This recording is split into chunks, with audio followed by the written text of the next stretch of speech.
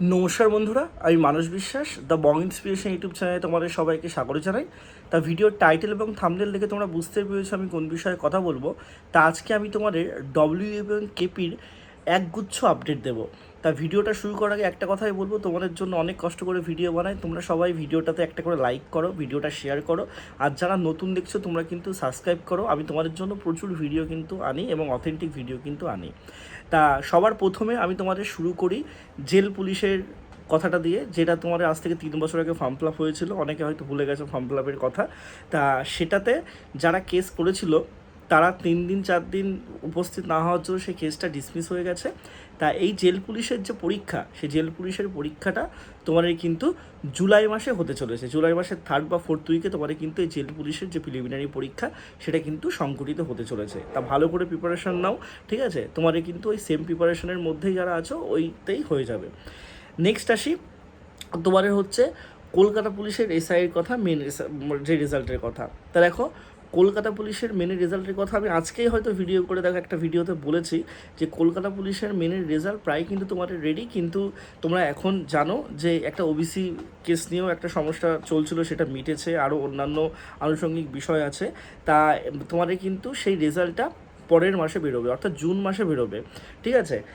দেন WP এসআইয়ের কিন্তু এখনও কোনো কিছু হয়নি, হয়তো খাতা দেখা এখন চলছে। ডব্লিউপি এসআইয়ের মেনের রেজাল্ট এই মুহূর্তে দেবে না, ঠিক আছে?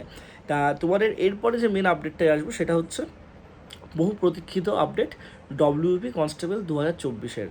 তা এই মুহূর্তে বলতে গেলে তোমরা সবাই জানো যে 8ই জুন তোমাদের কিন্তু পরবর্তী যে শুনানি, সেই শুনানি বলতে পারো বা পরবর্তী বা হিয়ারিং বলতে পারো, তোমাদের 8ই জুন আছে। তা নতুন সরকার গঠন হয়ে যাওয়ার পরেই পরশু দিনই তোমাদের সরকারের তরফ থেকে যে উকিলের প্যানেল সেটা কিন্তু তৈরি করা হয়েছে। এবং এই যে এত ডেপুটেশন দিতে যাওয়া হচ্ছে বিভিন্ন মন্ত্রীদের কাছে, ঠিক আছে, তা তোমাদের কিন্তু মুখ্যমন্ত্রীর কাছেও এই বিষয়টা পৌঁছেছে। এবং তোমাদের কিন্তু এই রেজাল্টটা তোমরা দেখবে জুন মাসের শেষের দিকে তোমাদের এই রেজাল্টটা দিয়ে দেবে। আমি আবারও বলছি, তোমাদের ডব্লিউবি কনস্টেবলের রেজাল্টটাও কিন্তু জুন মাসের শেষের দিকেও তোমাদের দিয়ে দেবে এবং তার পরপরই তোমাদের কিন্তু জয়েনিং হয়ে যাবে। তোমরা মানে শুধুমাত্র এতটা ধৈর্য ধরেছো, আর একটুখানি ধৈর্য ধরো, ঠিক আছে? অনেক জায়গায় তোমরা দেখতে পেয়েছো যে মুখ্যমন্ত্রী এটাও নাকি বলেছে যে 3 মাসের মধ্যে তোমাদের রিক্রুটমেন্ট কমপ্লিট করাবে, কিন্তু 3 মাস কথাটা আমি বলছি না। তোমরা দেখবে জুন মাসের শেষের দিকেই তোমাদের কিন্তু যে রেজাল্ট সেটা দিয়ে দেবে, কারণ তোমাদের সব কিছু কমপ্লিট হয়ে গেছে, জাস্ট রেজাল্ট বার করাটাই দেরি আছে, ঠিক আছে? এই আপডেটগুলো তোমাদের দিলাম। তা আর তোমাদের নতুন ভ্যাকেন্সি নিয়েও একটা কথা তোমরা জিজ্ঞাসা করছো, তার নতুন ভ্যাকেন্সির কথা আমি তোমাদের বলেছি, আসলে আগস্ট সেপ্টেম্বরের দিকে, পুজোর আগে আগে আসবে, ঠিক আছে? এখন এই মুহূর্তে তোমাদের আসছে না। তোমরা কিন্তু ভালো করে সবাই প্রিপারেশান নাও। আর যারা যারা চাকরি পাবে আমি তোমাদের বলছি যে তোমাদের এই কষ্টের ফল তোমরা সত্যিই পাবে। তোমাদের খুব তাড়াতাড়ি কিন্তু রেজাল্টটা দিয়ে দেবে। তোমরা 8ই জুন পর্যন্ত আপাতত ওয়েট করো। আপাতত 8ই জুনের আগে কোনো কিছু এভাবে বলা যাবে না। শুধুমাত্র এইটুকু জেনে রেখে দাও, 1.5 মাসের মধ্যে তোমাদের রেজাল্ট কিন্তু আসবে, এইটুকুই তোমাদেরকে বলার, ঠিক আছে?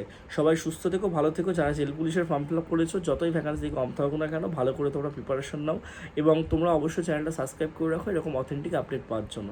ধন্যবাদ।